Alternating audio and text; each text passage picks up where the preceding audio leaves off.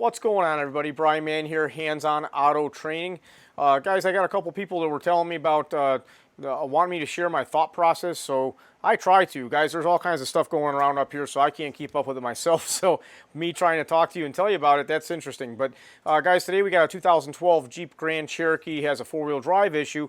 We're going to go ahead and I'm going to walk you through my thought process about this. You're going to see what's up there. And also in this video, we're using a 2205A picoscope. That's a 2000 series, guys. That's right here. I'm giving away another one of these next Friday for any core or premium member. Guys, the Pico 2205A is a great start to picoscope. If you can't afford the big boy picoscope, the 4000 series, this is a great entry point to picoscope. You'll learn how to use the software and get familiar with it. You just have to be careful, of course, because we do have some lower voltage inputs, and the resolution and a few other things aren't quite what a 4000 series are, so you're not going to get all the benefits and features of having an automotive oscilloscope. But I'm telling you what, this is great for the price. You can't go wrong. And if you want to learn how to use it, I have plenty of videos for the automotive software, which is just about the same as the Pico software, up on the membership website. Check out handsonautotraining.com. Look for the core courses, core or premium memberships. Guys, in the premium membership last week, we did talk about another example where I wish I got my scope out earlier. I'm going to make another video on that and show you guys, but just another example of if I would have used my scope right off the bat, would have been in better shape. So let's go ahead and get started with this 2012 Jeep Grand Cherokee. I got called in with them telling me that the four-wheel drive mode light was not working, and I believe also that the four-wheel drive wasn't working. All right, guys, we got ourselves, I believe, a 2012 Jeep Grand Cherokee. The four-wheel drive is inoperative. A little switch here isn't lighting up, is what I've been told. A lot of stuff going on. I'm not sure. Really don't know what's going on with this vehicle. As you see, the battery is disconnected as I got here. So my goal right now is to get this back to a point where I can turn the key on and check codes. I don't know. It looks as though these two may go together. I don't know what these connectors are here for. It's probably for the seat, actually. So I gotta figure out what's going on. This is a challenge sometimes. One of my good friends from Mobile Diagnostics and different training events had said to me, Brian, you got to start telling us the diagnostic process. Explain more what's going on through your head as you're seeing stuff. So that's what I'm doing. I'm just poking around. I'm just looking around at different things, seeing if I see anything that's like, whoa, better fix that first. But I think I'm going to go ahead and hook up the battery, and then I'm going to get a scan report going on this thing. Okay, guys, you can see right off the bat we got 36 DTCs. I'm going to go ahead and start off with doing my pre-scan report. Guys, that's how I always do it. Never a bad idea to get the pre-scan report going on, and we can take a look at all the codes. I'm really curious to see what we have here. And scrolling down here, let's take a look.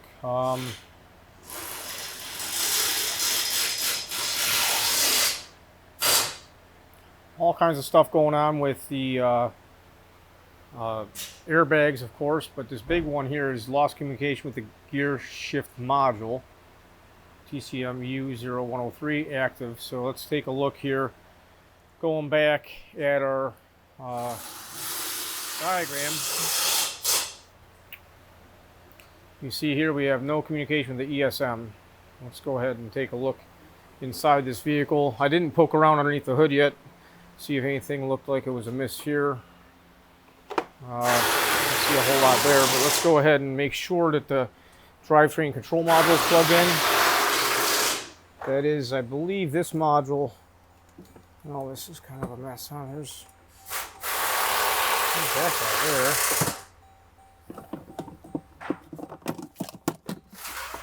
I don't know what we're up against here. I think this is the drivetrain control module. They got another one up on the dash over here. I'm assuming this is the junkyard one because it's got the little blue mark on it. Maybe not. I'm not 100% sure, but well, I'm going to go ahead and see if I can't figure out where the ESM module is. I thought this must be the drivetrain control module switch for four-wheel drive. I always get confused with these systems. There's so many different modules, so I got to figure out which module is which. and make sure I'm talking to the right one here. Well, I think this is a problem actually. Look at this right here. Wait a second. This big connector is not plugged in. This guy here, let me put the camera down. Maybe you guys will be able to see, maybe you won't. This has to get plugged in over here. Pretty sure. Pretty sure this guy goes up like that. This will go up here somewhere. And this has to be, this should reach back over here and get plugged in. Well, let's try this out.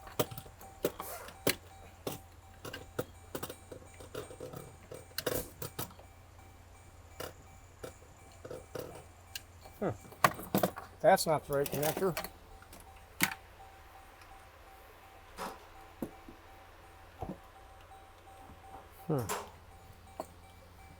That's a beefy connector there. Where does that guy go? I'm gonna have to take a gander. Maybe part of the center console there.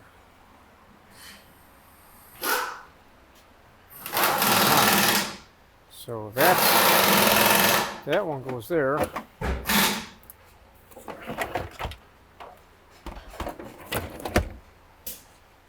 Got to figure out where that other connector goes. So let's see. If I was going to hide a connector, where would I hide it, right? This guy's got to go back over here somewhere.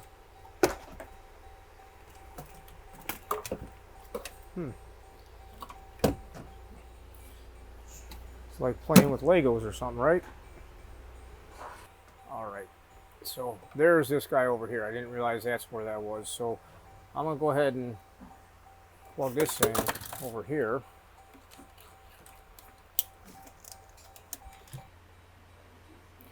All right, so this connector's plugged back in, and we do have our ESM is back alive here. As you see, the ESM's on the network. Now let's go take a look at our drivetrain control module. It says no codes. I want to take a look at this data.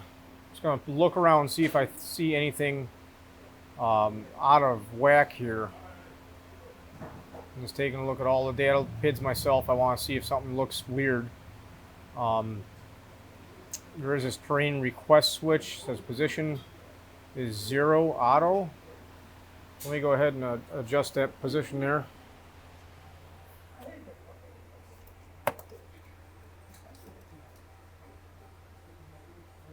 I mean, no lights are lighting up on this. And it still says 0 auto there. Now, I think this is on a like LIN bus. I'll have to double check. This module goes over to the drivetrain control module over there. But let's take a look here. Whenever I test anything on module, always check for powers and grounds. So this is back probing the power. You see I got 13 volts there. So I got power, I got 13 volts, and in the ground we're looking for low voltage or no voltage. Got nothing there. Let's check the data. This is with a voltmeter, guys. This is why you gotta get a scope out sometimes. I thought I saw, yeah, we got 8 volts there. So the big question is, do we have a solid 8 volts or do we have a toggling 8 volts? So we'll get the poor man's Pico out here and see what happens. Okay guys, I just stacked up some leads like that to get in there for now, and you can see here we do have data activity on this bus. Let's go ahead and put a little more time on this screen. Oh, the other way. So there is some activity. It looks very, very repetitive. I don't know what normal is for this, but trying to figure out why this switch doesn't light up. So we're going to be poking around here for a second. I'm going to spin the scope around so I can look at it. Spin around, and I'm just going to move the switch. I'm not expecting to be able to see much here, but oh, I do have something going on. Let me put a trigger on this real quick. I bumped that lead out of there. I might have to go get a piercing probe to get a good connection. But I think I'm in there pretty well this time. So you can see our data. Let's see if this window will go down. There we go. That might be a little bit better for you and I. So let's go ahead and just watch what happens as I rotate this switch here. I don't see much changing. So, and the customer states that this other switch is from another vehicle actually, and they plug this one in and it doesn't work either. So I'm gonna have to poke around for a minute and see what I can come up with. All right, because the powers and grounds looked good on both of these modules, you know, there's a power, a ground, and a data line. Everything looked good. I decided to take the original one apart, and this circuit board definitely has some damage. You can see this thing's been corroded all up, has some issues going on there. So we're taking apart the other new one to see what we have. All right, so take a look at this. We got a little photo optical sensor right here. That's how this works. This is really cool. You got the switch here, and it's got the little rotary switch that'll make and break the LED or photodiode of some sort. I don't know exactly how that is. But looking here, you can see some of these LEDs go, or these are LED little light tunnels, I guess you call it, where the light will shine through. And some of them are like really corroded in bad shape. And here's the other one that we have. This one's all kind of whooped on too. So I don't know if just having the lights on will make it go in four-wheel drive, or if the actuators weren't working. I don't know. But I think we need to get ourselves a new switch and then see what happens. So that's the conclusion for now. I don't know how available one is. So guys, there you have it. Powers and grounds were there. Now the technician working on it, I believe, said he didn't have power on the one red wire. And when we're talking about three-wire system, we got power, ground, and LIN bus. It should be pretty simple. But I don't know if there's another bad connection. This is a flood vehicle. There's a lot of water in the battery box and the carpet and everything else. So something's getting wet, maybe corroding out the modules and maybe corroding out other connectors. Anytime you have a flood vehicle or water intrusion in a vehicle, there's all kinds of potential for all kinds of bad connections. So I appreciate you taking the time to watch. If you like this content, do give me a thumbs up, hit the notification bell, subscribe, like, all that good stuff. You guys have a great weekend. I appreciate your support. And if you're interested in learning more stuff, be sure to check out handsonautotraining.com. Bye-bye.